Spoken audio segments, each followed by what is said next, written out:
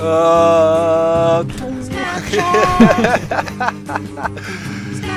guys, here we are again.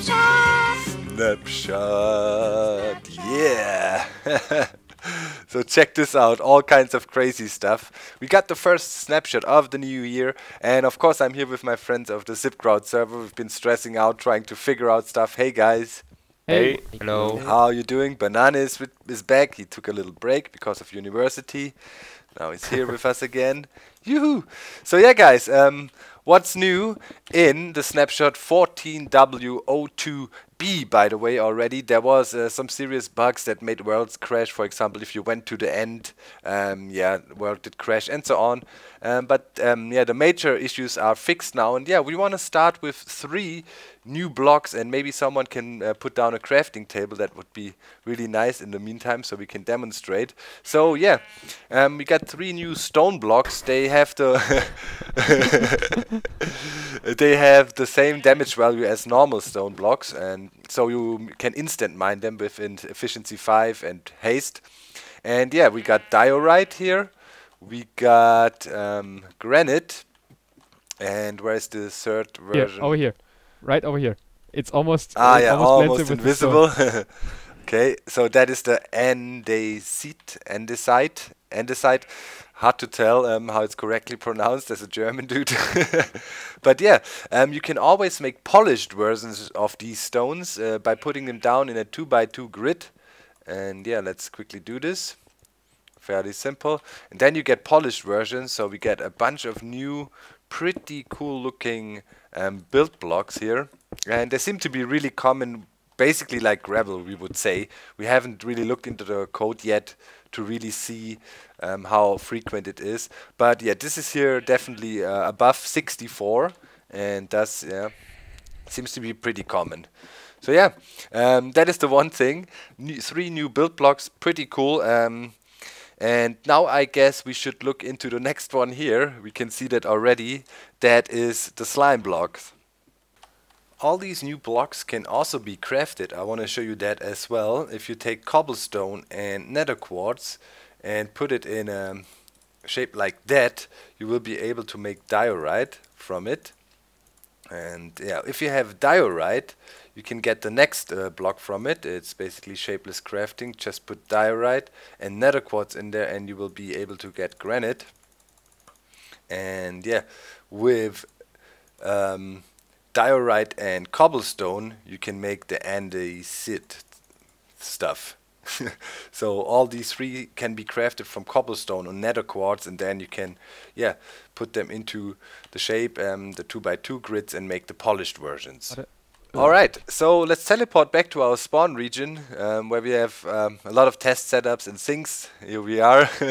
This is where we derped about when the whole thing was introduced. And yeah, let's talk about the slime block. First of all, how do you craft it? Again, pretty simple. You just take some slime, and it's a 9x9 grid, and you can get items back from it even, so easy way to store slime blocks now, aside of the cool properties, but it will help you store things. And yeah, as you see, you can transfer it back. And we did some tests here. Banana has a nice setup. You know, we can let mobs fall down and see how they behave bouncy. Let me quickly get up there. How high are the things? One is 50 and one is 100. So the zombies will drop from 50 blocks above the jumping pad, and the skeletons will be on 100. All right. So here they come. Okay. So you can see the zombie is going slightly lower. I mean, there is an algorithm to that. Chell, you had an estimate. Yeah, I had an estimate that it would roughly half the speed when you're bouncing off this, and since there is friction, there is still a limit on how high you can at maximum bounce back. Again, an estimated it to be roughly 60 blocks, so you can't jump higher than 60 blocks from a trampoline like this. But in general, the trampoline is only passive. That means you can't jump and get higher and higher. You just only fall on it from a big height, and you will bounce back pretty far up, but you can't increase the height you get on the jump pad by jumping in the right moment. Eventually you will lose your momentum and then come to an halt, as you just saw. The blocks have some nice properties. It is a solid block. so it can be pushed with pistons here, but also, for example, here you can see it slows you down. Let's walk over it. It's even worse than soul sand. So you got soul sand slowing you down like that, even slower.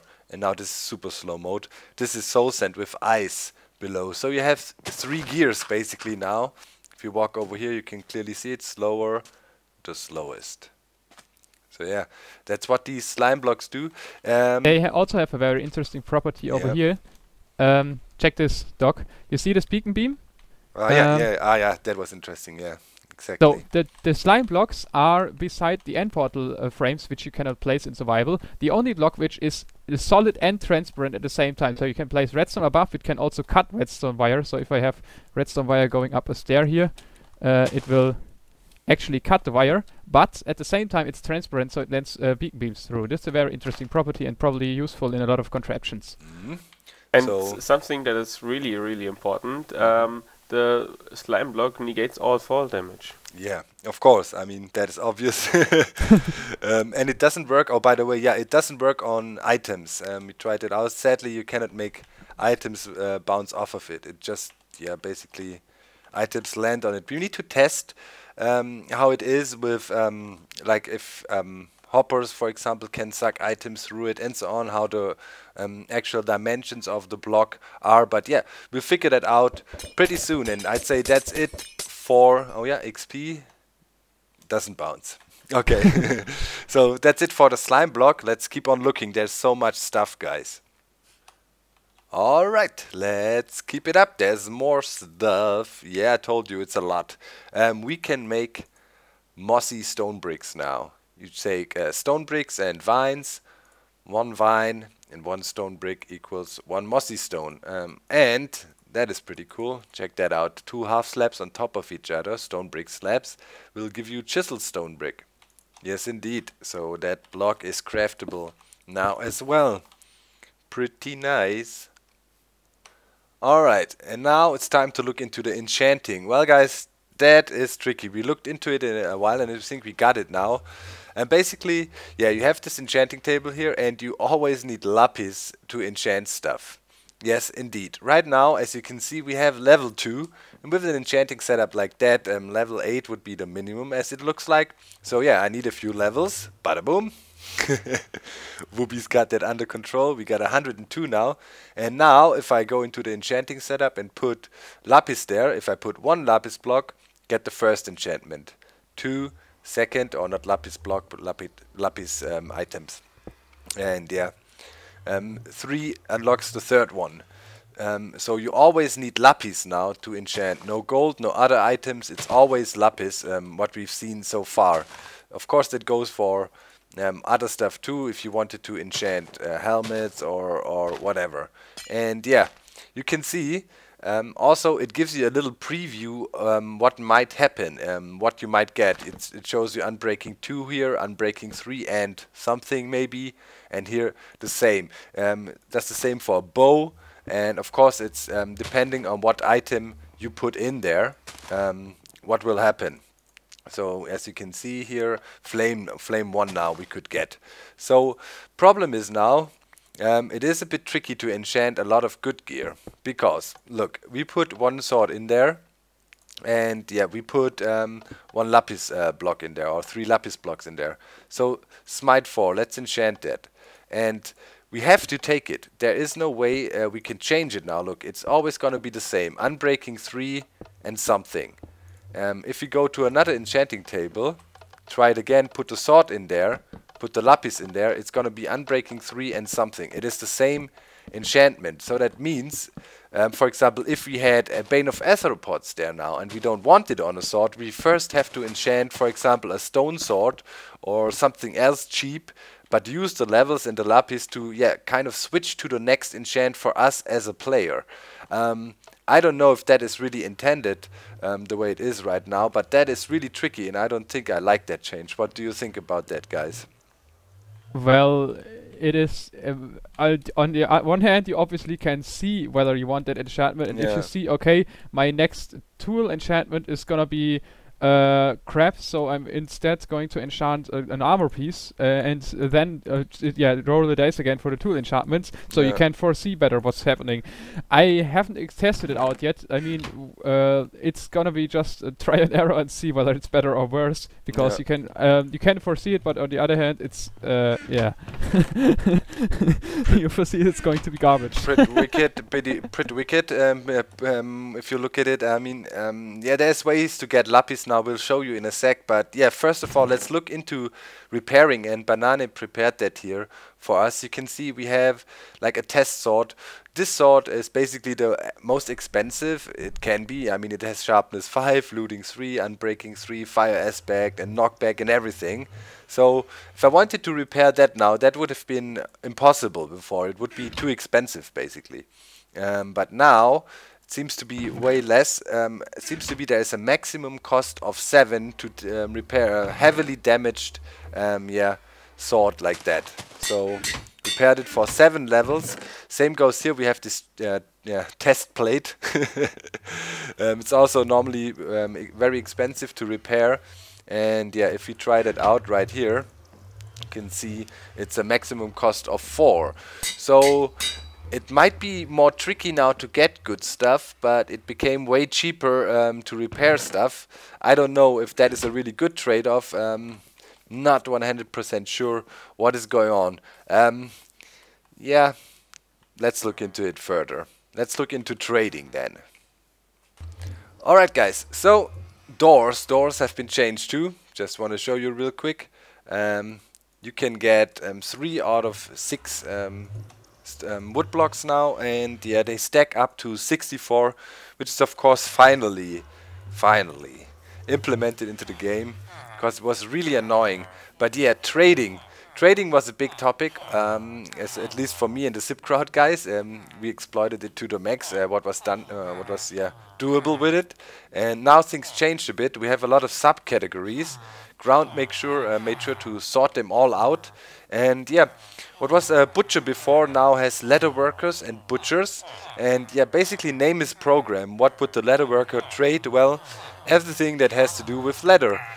Saddles, tunics, leather gear. We have to unlock all the items and see what they all have. We will definitely look into that in more detail in one of the future videos. Butcher, of course, I mean, yeah, he buys and sells all kinds of meat related stuff. And here with the blacksmith, we have 3 subcategories now. There's the armorer, there's a weaponsmith and a toolsmith. And of course, name is program. As you can see here with the armorer, I can trade armor pieces. Quite a bunch, we unlocked a few. Weaponsmith, he will sell weapons. Although the weaponsmith here also sells me a diamond axe now. It's a bit weird. Well, you can enchant axes with sharpness, so it's kind of a weapon as well. Yeah, so I guess. And the toolsmith primarily will sell tools, and we see diamond pickaxe here, for example, or iron pickaxes. And over here, I want to skip the cleric because this one is a good one. We have the farmers, and the farmers are also subdivided. Now we have a normal farmer, which is going for wheat, potatoes and other crops. We have the fletcher, he sells you arrows and is taking care of that supplies. He also buys string, so it makes sense how things are together. The fisherman, well, obviously you can trade fish related stuff, and you can also buy enchanted fishing rods from him, which is really nice. And in the end we got the shepherd, I mean obviously wool related things, and it seems you can trade basically all colors of wool from him, and it only costs you emeralds, which is cool. You don't have to put any wool in and so on. So yeah, really nice. But here in the end we have the cleric, and that is an interesting fellow. He will make us rich. You can sell him rotten flesh. Hello mob farms. You can sell him ender balls, aka ender pearls. So if you have a enderman grinder, there you go. And yeah, you can buy lapis lazuli from him. Also pretty cool. of course, because you need it now for the enchanting, so that makes sense there. And you also get XP from trading now, and it seems to be a bit different how the mechanics of the trading work. Ganon did some tests with it, and it seems you cannot no longer constantly use the last trade to unlock him, right? Yeah, the last trade now also seems to run out, and you will have to trade the other trades to unlock that one also. So villages will still not be like, you know, running out of trades, but it might be a bit more tricky to keep them unlocked all the time, which is an interesting challenge. But I'm pretty sure, yeah, there will be nice patterns and systems you could use, yeah, to work with the villager trading still. So it's not like that it's gone. Aside of that, of course, bug fixes, teleporting got improved, it's way more smooth now, and so on, and also syncs with command blocks, and yeah, Whoopi is kind of our specialist with that, and maybe he can explain a few things or mention a few things of the command block, so we look into that right away. Well guys, there's one thing that confuses me. I just created a new survival games world, and here we got a witch hut randomly. That's not no swamp here or something, it just happened to spawn a witch hut, which is kind of weird. I don't know if that is intended. Let's check F3. We are in plains. Yeah. Well, in any case, what I actually wanted to show you is you can now lock the difficulty of a world. There's this little lock symbol, and if you click it, it asks you if you really want to do it, and if you click yes, the world will be locked in this difficulty you selected forever. And in this world, for example, it was hard mode. So yeah, you cannot unintentionally enter a world in peaceful where you have mobs stored or whatever and then lose things to do in your survival worlds. That is a nice feature, of course. But yeah, about that witch hut there, I don't know. There was also some weird stuff. I found a swamp biome, and the trees in there were completely green. So I don't know if there's something iffy with the world generation right now, or if that is intended, but that is definitely a witch hut spawned in the plains biome. We'll see. Alright, so yeah, Whoopi, tell us a bit. The adventure map makers will be happy, right? Oh yeah, at least I was. So, things you can do. Let's go through the list. At first, adventure mode finally got fixed. I'd say fixed because the way it was before doesn't seem right. You were able to, for example, break glass blocks by hand if you were in adventure mode. So they changed it now back to the old ways. You can't break or place any blocks, except you have a special item in your hand with a special NBT tag that tells you that you are allowed to break a certain type of block. Or That's nice. place it. Yeah. Here you have a nice example for the locked chests, I believe, right? Yeah, if you click on the chest here on the left, you will see the chest is locked, and you will get this locked sound. Yeah. That's different sound. You hear that? Chest locked. Just opens. Right? Yeah, that's done with a simple MBT tag. You can add, remove. Oop. Also MBT tags, we have now a command that's called lock data. With that we can change or add tags to existing blocks like chests. We can't so far, at least I can't find a way, just add items to the inventory. We have to completely create a new inventory. But with it we can, for example, set or remove the lock tag from a chest. Cool. Oh, what else? We have, oh, of course, the new parameter at E that will target entities. Oh, nice. And you can, for example, use something like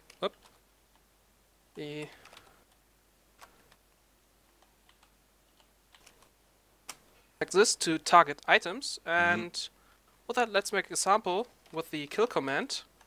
I can use kill now with a specific target, not only myself. And let's say type. Don't kill me. But I can kill items. So, see the command block? Yeah. No, you don't see it. Nice. That is super useful. Most definitely for map makers. But yeah, us guys, you know, we normally mainly look into the survival features, new survival features. We just want to give you a quick overview. Others will really go in detail about that stuff. For example, there's still a settling lot more. and so on. And there's a lot more, you know, you can do with these command blocks. But for us survival game players, well, all this stuff is more interesting, and I guess we covered most of it. Probably we forgot something as usual, as it is so much. We will look more into things, and already first ideas are coming up. I mean, this cool trampolines and stuff you can do now, and the game gets better and better, that's for sure. Well, in any case, that was the overview for the first snapshot of the new year. Good start to the snapshots. Looking forward to Minecraft 1.8 then already. And yeah, leave a like. We are out. Bye, guys. Bye.